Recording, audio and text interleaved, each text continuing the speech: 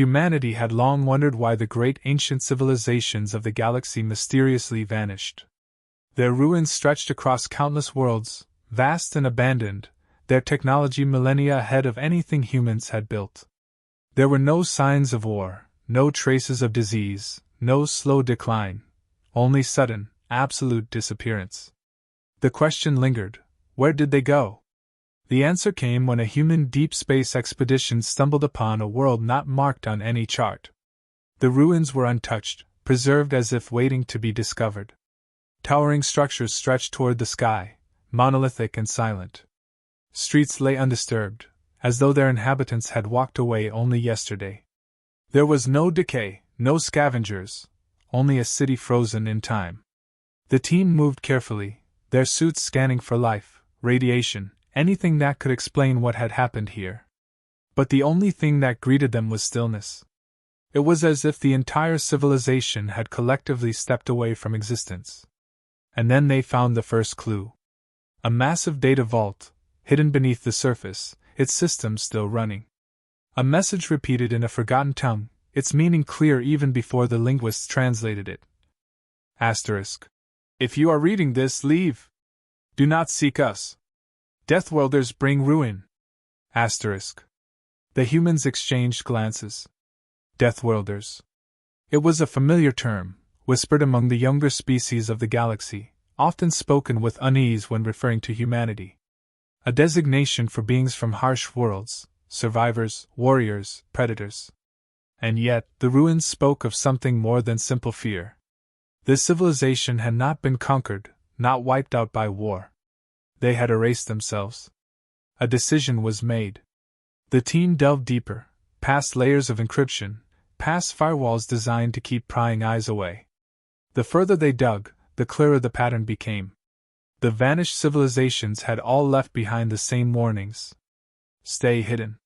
Do not engage. Deathworlders destroy. But how? There were no battles recorded, no signs of extermination.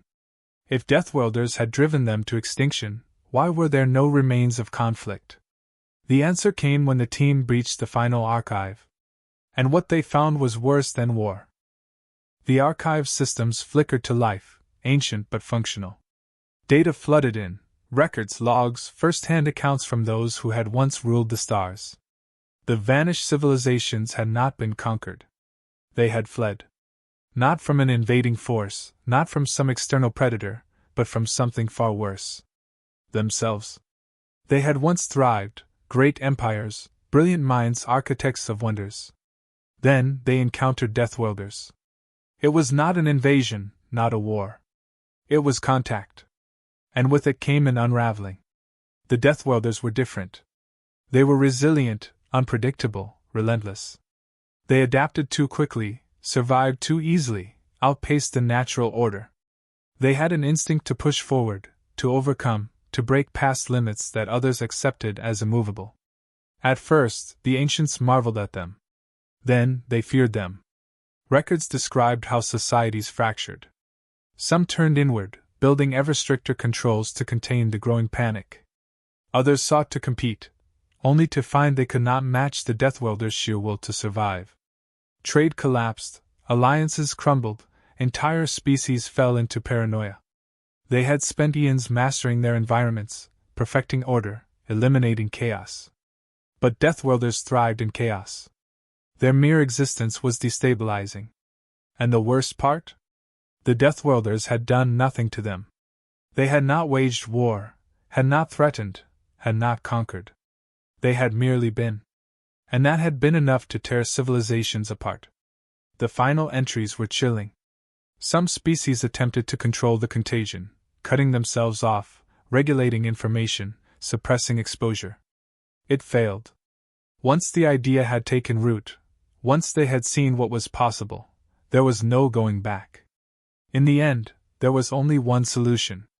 The great civilizations chose to disappear. Some retreated into hidden enclaves, sealed away from the rest of the galaxy. Others abandoned physical existence entirely, merging their minds into digital constructs, lost to time. The last messages repeated the same warning, over and over. Asterisk. If you are reading this, you are already infected. You will believe yourselves different. We did too. Asterisk. The team sat in silence, the weight of the revelation settling over them. The ancients had not been exterminated. They had looked at what Deathworlders were, what humans were, and made a choice. To run. To hide. To erase themselves before they, too, were consumed by the inevitable. But was it true? Had mere contact with Deathworlders truly doomed them? Or had they destroyed themselves out of fear of what they thought would happen? The lead archaeologist reviewed the logs again, this time with a growing sense of unease. The patterns were disturbingly familiar. Wars fought over resources, then over ideals, then over fears. Competition that never ended, because no limit was ever enough. Empires that rose faster than they could sustain, collapsing under their own momentum. Humanity had seen this before. Humanity had done this before.